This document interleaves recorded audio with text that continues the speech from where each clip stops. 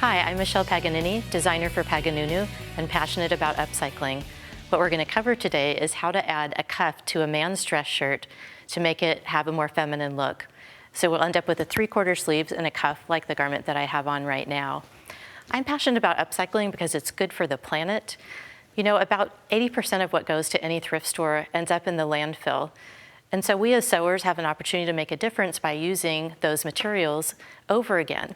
It's great for us as sewers because, especially with men's shirts, the construction is good, the fabric is good, and if we're upcycling and putting a sleeve on, we don't have to do the collar, we don't have to do the collar stand, we don't have to do the placket down the front or any of the buttonholes. So it's inexpensive, it's easier, and it's good for the planet. Let's take a look at some examples that relate to the project that we're doing today. In this example, I decided that the blue was a really good complement for the green. It'll look great with jeans. And I added some interest on with part of a placket and a button, and did a similar thing on the other side. And actually, this is the same fabric. It's the reverse side on one side and the reverse on the other, so it's the same colorway, but it looks slightly different. On this example, I originally had done it as a sample and was going to throw it out because I didn't like this shirt too much. But I realized when I got done, if I could find this ribbon, which I was able to in my studio, that it would tie it all together. So I have some fabric underneath from another shirt, and then I've added a ribbon on and a matching waistband. In this example, the colorway is, pretty much the same. It's in purples.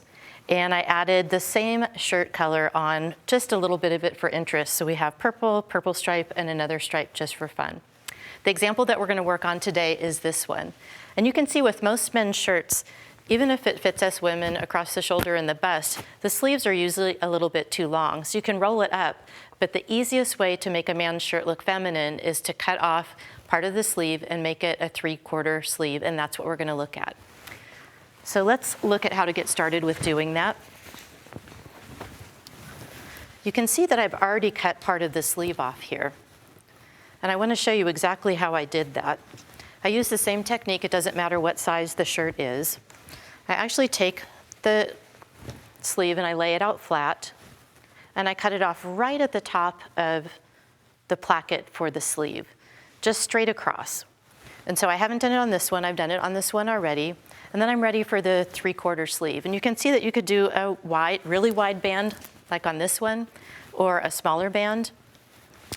And it doesn't matter. It's up to you to decide proportionally what you want. You're going to make a pattern.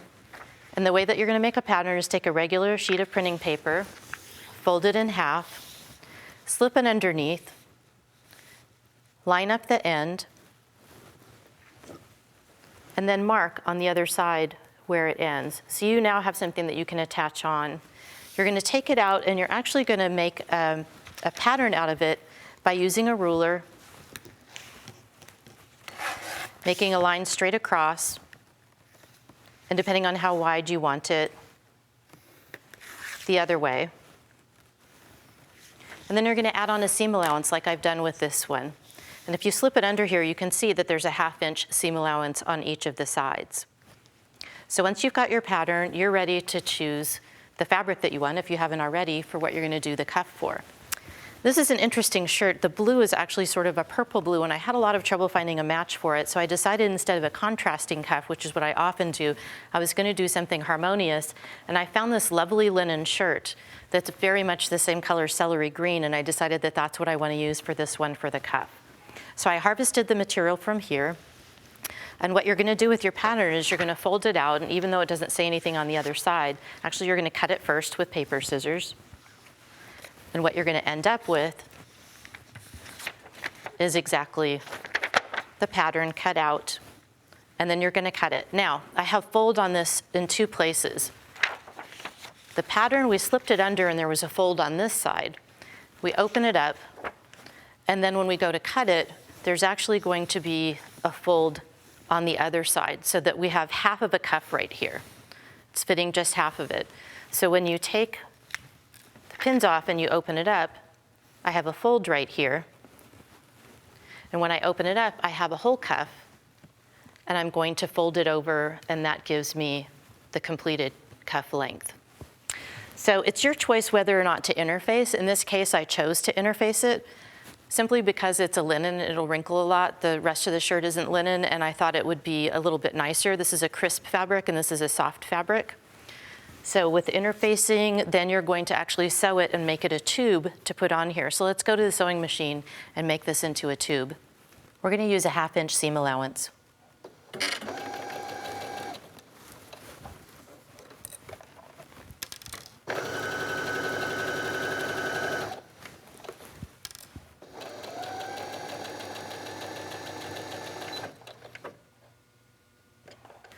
Let's open this up.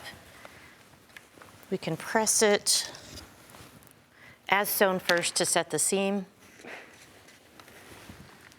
and then open it up and press it open.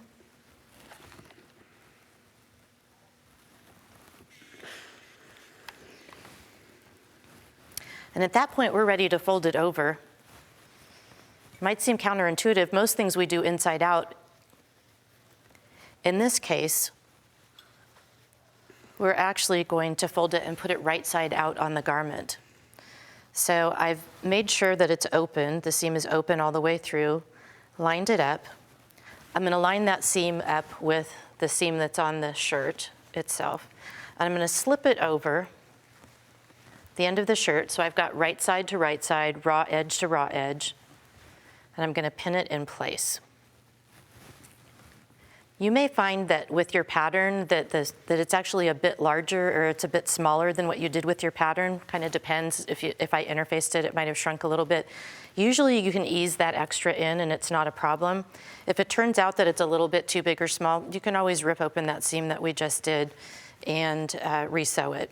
It's no problem. In this case, it looks like mine ended up just a hair big, but I think I can ease that all in.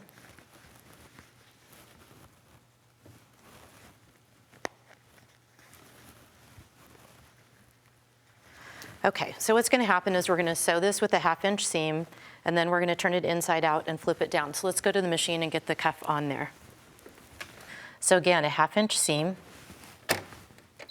Needle down if you have that feature is always nice.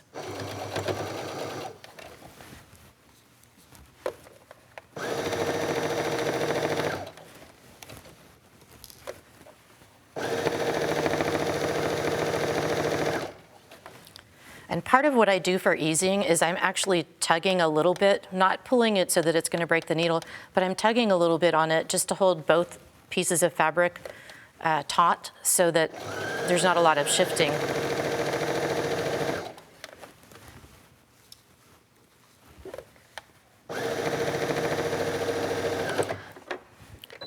Get my needle back up again.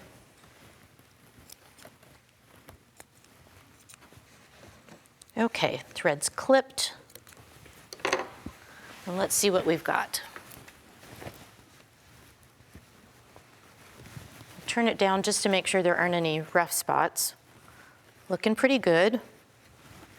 What I'd like to do now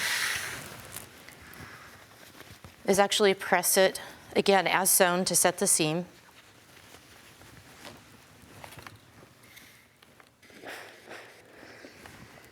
Both sides.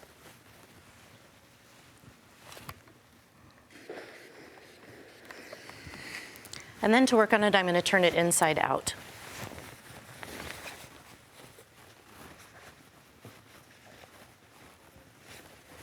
And turning it inside out, what I want to do is turn the raw edges up towards the armhole because I'm going to top stitch on the other side. It will help hold this in place and it'll look particularly nice. And that way I don't have to worry about the cuff sort of popping out of shape. So I'm going to press it up and I'm going to turn it inside out and do it on the other side as well.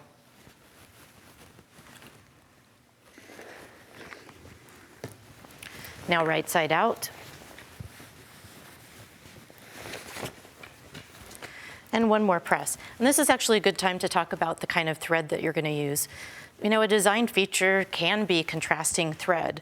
Sometimes it's a little bit hard to find a match of what you're doing. And we have dark green so that you can see it. But you can see the choices here. There's a lot of difference in what could be done. This one's probably the closest. It might be kind of fun to do variegated. You could even do one of those fancy stitches on your machine right along here and have that be a feature. So there's some choices about thread. And look at that color match. I'm really pleased with it. I think it looks quite nice. And with the interfacing, I think it's just stiff enough to be right for a cuff, and I think it would have been not quite stiff enough given the heaviness of this fabric. So I'm going to press up one more time before I top stitch the edge.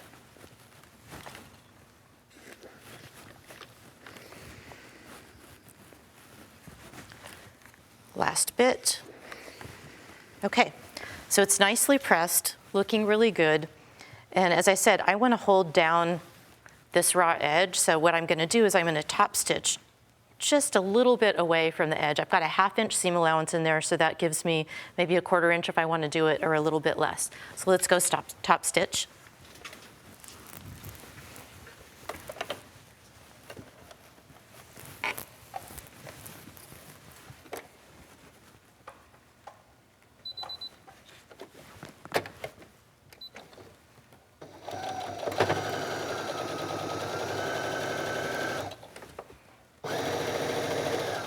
Notice that I'm pulling the fabric from both sides. Not enough to move the needle, but enough to make sure that everything's laying nice and flat.